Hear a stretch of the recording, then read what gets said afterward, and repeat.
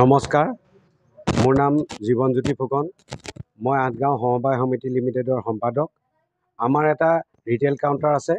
এই ৰিটেইল কাউণ্টাৰটোৰ আজি মাননীয় মুখ্যমন্ত্ৰী মহোদয়ে উদ্বোধন কৰা এই মচুৰ দাইল, চেনি আৰু নিমখ এই তিনিওবিধ সামগ্ৰী বিতৰণৰ কাৰণে শুভাৰম্ভ কৰিবৰ কাৰণে ফৰকাটিং গাঁও পঞ্চায়তৰ মাননীয় সভাপতি মহোদয় শ্ৰীযুত অশোক কুমাৰ শইকীয়াদেৱক মুখ্য অতিথি হিচাপে নিমন্ত্ৰণ জনাবলৈ আমাক গোলাঘাটৰ মাননীয় জিলা প্ৰশাসনৰ ফালৰ পৰা নিৰ্দেশ দিছিলে।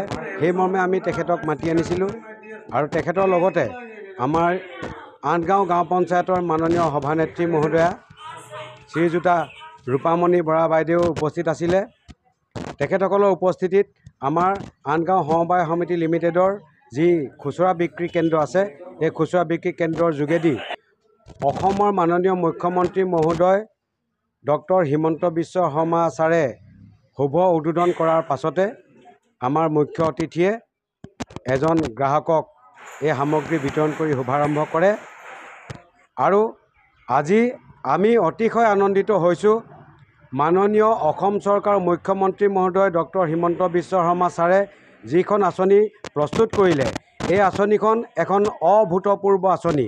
এই আঁচনিখন আমি এই সমবায় সমিতিত আমি বহু বছৰ কাম কৰিছোঁ যদিও আমি আগতে সুলভ মূল্যৰ চেনি, অন্ত্যোদয় চাউল, BPL চাউল, APL চাউল, আমি যিবোৰ মুখ্যমন্ত্ৰী অন্ন সুৰক্ষা যোজনা এই সকলোবিলাক আমি যেতিয়া পাইছিলোঁ, আমি যেতিয়া এজেণ্টৰ যোগেদি সমবায় সমিতিৰ অন্তৰ্গত এজেণ্টৰ যোগেদি ৰাইজৰ মাজত বিতৰণ কৰিছিলোঁ, তেতিয়া আমি আগতীয়াকৈ বেংকত টকা জমা দি ড্ৰাফ্টযোগে আমি এই সামগ্ৰীসমূহ আনিব লগা হৈছিল। এইকাৰণে আজি মই অভূতপূৰ্ব বুলি কৈছোঁ। আমি কোনো টকা পইচা বেংকৰ যোগেদি জমা নিদিয়াকৈ আমাক বাকীকৈ, এক কথাত ক'বলৈ গ'লে বাকীকৈ আমাক অসম চৰকাৰে সামগ্ৰীসমূহ যোগান ধৰিছে। আমি এই সামগ্ৰীসমূহ বিক্ৰী কৰিহে চৰকাৰক পইচা জমা দিব লাগে। আমাক নিৰ্দিষ্ট এটা বেংক ধৰি দিছে, সেই বেংকত আমি সেই পইচা জমা দি পেলাই আমি আকৌ পৰৱৰ্তী মাহৰ কাৰণে আমি আনিব পাৰিম। আৰু আজি এটা মুখ্যমন্ত্ৰী মহোদয়ে ডাঙৰ ঘোষণা কৰিছে, বৰ ভাল লাগিছে শুনি, যে আমাৰ যিটো এই তিনিবিধ সামগ্ৰী মচুৰ দাইল, চেনি আৰু নিমখৰ 1 কিলো 1 কিলোকৈ যি প্ৰদান কৰিছে, ইয়াৰ মূল্য 2 মাহৰ কাৰণে মাত্ৰ 117 টকা থাকিব। জানুৱাৰী মাহৰ 1 তাৰিখৰ পৰা আমি যি এই আঁচনিৰ যোগেদি আমি সামগ্ৰী বিতৰণ কৰিম, এই সামগ্ৰীৰ মূল্য মাত্ৰ 100 টকা হ'ব। গতিকে আমাৰ দুখীয়া জনসাধাৰণে, আমাৰ ৰেচন কাৰ্ডৰ হিতাধিকাৰীসকলে যথেষ্ট উপকৃত হ'ব আৰু বৰ্তমানতো উপকৃত হৈছে। গতিকে পুনৰবাৰ মাননীয় মুখ্যমন্ত্ৰী মহোদয় ডক্টৰ হিমন্ত বিশ্ব শৰ্মাদেৱক আন্তৰিক ধন্যবাদ আৰু কৃতজ্ঞতা জনাইছোঁ। আৰু আমাৰ স্থানীয় বিধায়িকা মহোদয়া তথা অসমৰ বিত্তমন্ত্ৰী মহোদয়া অজন্তা নেওগ বাইদেউকো আমি অশেষ ধন্যবাদ জনাইছোঁ।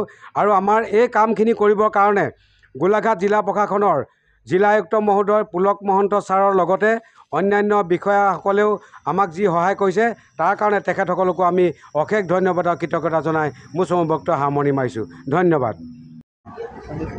আমি